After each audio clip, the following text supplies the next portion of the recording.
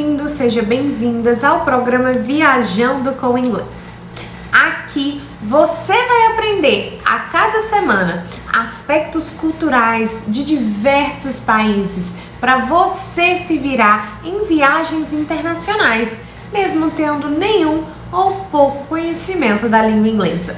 Eu sou Rinara de Moraes, canadense professora de inglês, e o tema do nosso episódio de hoje é 5 aspectos culturais dos Estados Unidos que você precisa conhecer antes de viajar para a terra do tio Sam.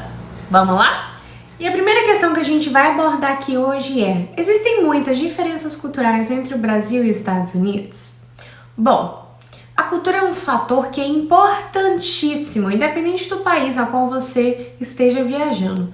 E especificamente em relação ao Brasil e aos Estados Unidos, há grandes diferenças que são muito notáveis. É fundamental para os viajantes, né?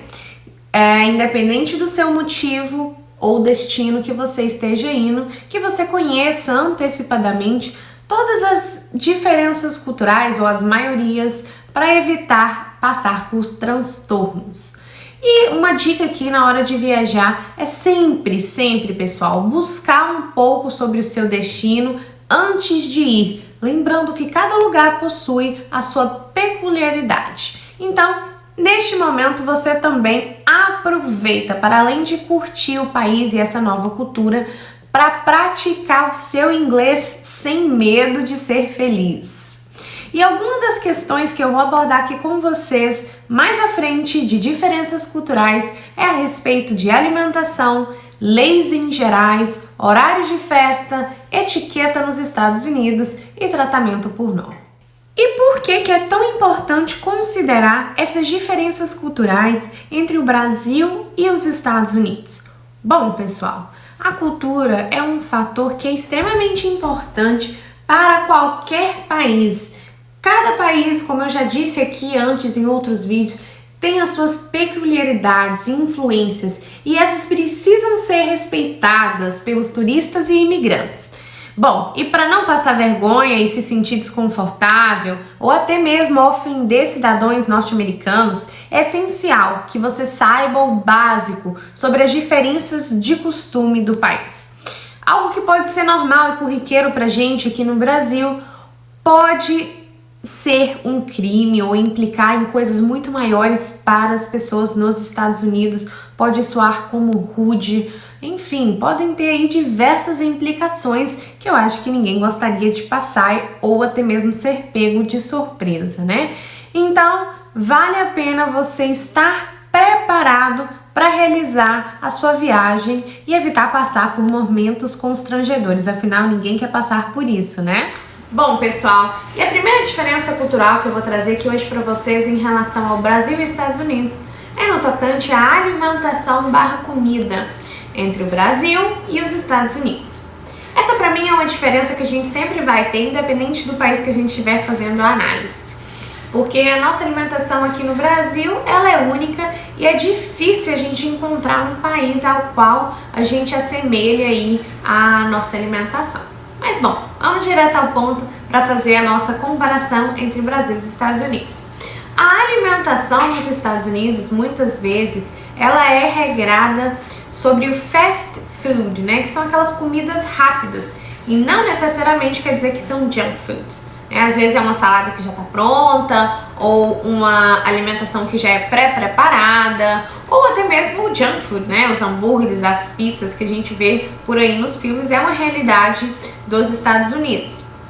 São alimentos que muitas vezes são fácil e rápido, né? Que não demanda muito tempo para o seu preparo. Porque as pessoas nos Estados Unidos, e aqui eu estou generalizando, mas obviamente a gente tem aí os focos, né, onde isso acontece com maior frequência. As pessoas lá, elas costumam ter muito pouco tempo, elas trabalham muito e não sobra tanto tempo assim para ficar se preocupando em fazer uma preparação prévia da alimentação, enfim, tem pessoas que fazem, mas na maioria elas optam por uma comida que seja mais rápida. Então lá é muito comum a alimentação deles ser regrada à base de enlatados, de comida que já é congelada. Então lá eles têm macarrão congelado, o famoso mac and cheese, eu adoro. Tem arroz com frango e outras guarnições. Tem inclusive algumas refeições que vêm até com sobremesa congelada, então é bastante legal. E eles usam muito, né? Além dessa questão, tem os restaurantes, né, pessoal? Lá nos Estados Unidos, os restaurantes lá, eles são bem diversificados. Você consegue encontrar, na sua grande maioria, restaurantes de diversos locais do mundo. Você vai desde a comida brasileira, a comida mexicana, a comida tailandesa, a comida japonesa, chinesa e por aí vai. Enfim, você consegue encontrar uma culinária vasta aí, e é uma coisa que eu gosto muito, né? Você tem aí uma experiência de viver outras culturas em um único país. Os Estados Unidos, ele, dependendo de onde você estiver, ele consegue te oferecer essa grande oportunidade. Isso é muito legal. Então, quando a gente tem uma experiência gastronômica, né? A experiência gastronômica para mim é muito válida e rica. Obviamente, nada se compara à comida feita, né, naquele país de origem daquela comida, mas na sua grande maioria aí nos Estados Unidos, como é um país também, assim como o Canadá, que é multicultural, as comidas efetivamente são preparadas pela origens, né, pelas pessoas de origem. Então, são basicamente a mesma coisa. E a segunda diferença cultural que eu vou trazer aqui hoje é a respeito das leis em geral nos Estados Unidos. E você deve estar se perguntando, nossa, mas por que eu preciso saber de lei antes de viajar para um país, né? Bom, não é novidade de que cada país tem a sua legislação própria. E essas legislações divergem de país para país. Acontece que nos Estados Unidos existe a legislação geral, né, regida pela Constituição Federal, mas também existem as legislações estaduais. Cada estado também tem a sua Constituição e essa é levada muito à risca. E muitas das vezes essas sobrepõem algumas questões que não estão previstas nas Constituições federais. Então é muito importante que você pesquise a respeito do estado que você está viajando nos Estados Unidos. Por exemplo, se você vai para a Flórida, você pesquisa sobre o que é legal, né? Normas em gerais, obviamente, na Flórida. Se você vai para o Texas, você pesquisa sobre normas e questões gerais do Texas. Então, pessoal, essa é uma pesquisa que é muito importante porque dentro do próprio Estados Unidos, às vezes existem coisas que são legais dentro de um estado, mas não é legal em outro estado, e isso tudo dentro de um mesmo país. Então façam essa pesquisa prévia para você não ser pego de surpresa a respeito de nenhuma legislação local que você descumpriu, e para que a sua viagem seja muito mais tranquila.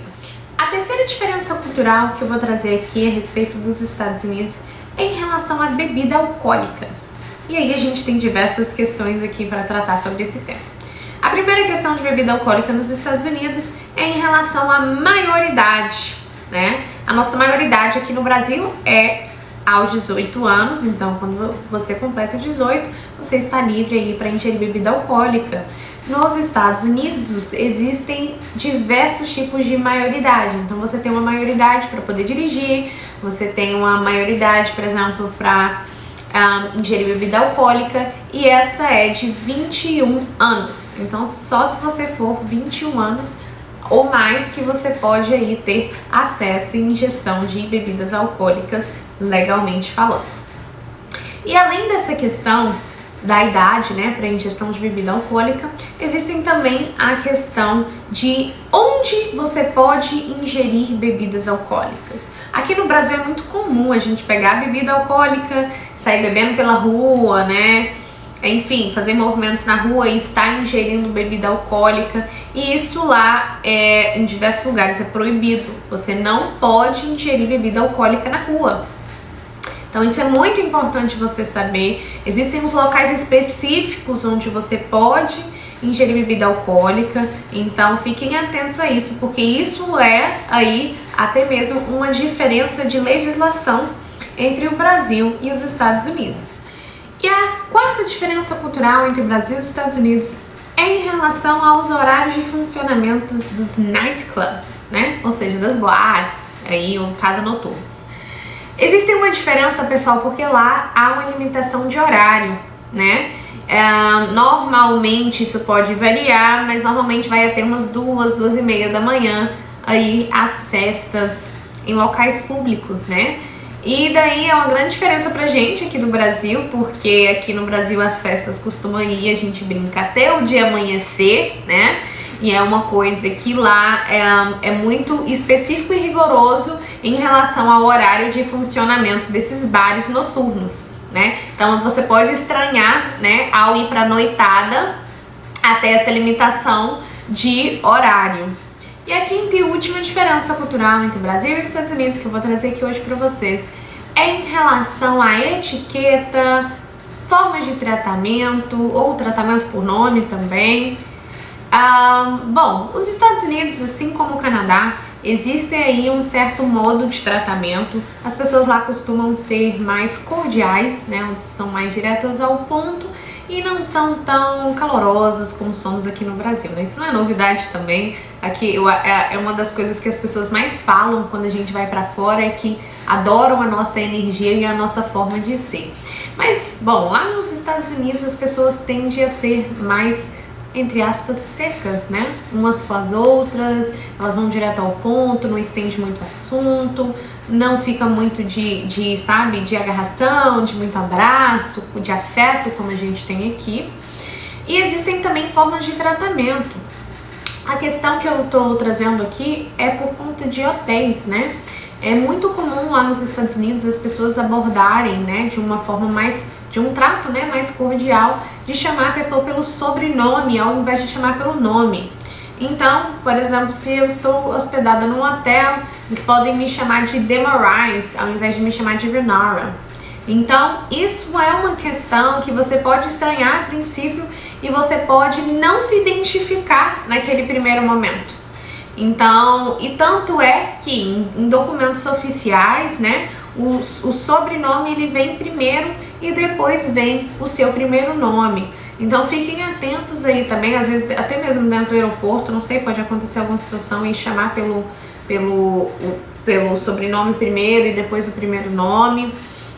Em outros momentos também que sejam aí mais formais, pode acontecer isso e aí você já sabe aí dessa dica. E esse foi mais um aulão do inglês para viagem. Na próxima semana teremos mais um aulão com muito conteúdo para você aprender a se virar em viagens internacionais, mesmo tendo nenhum ou pouco conhecimento da língua inglesa. Até lá, pessoal!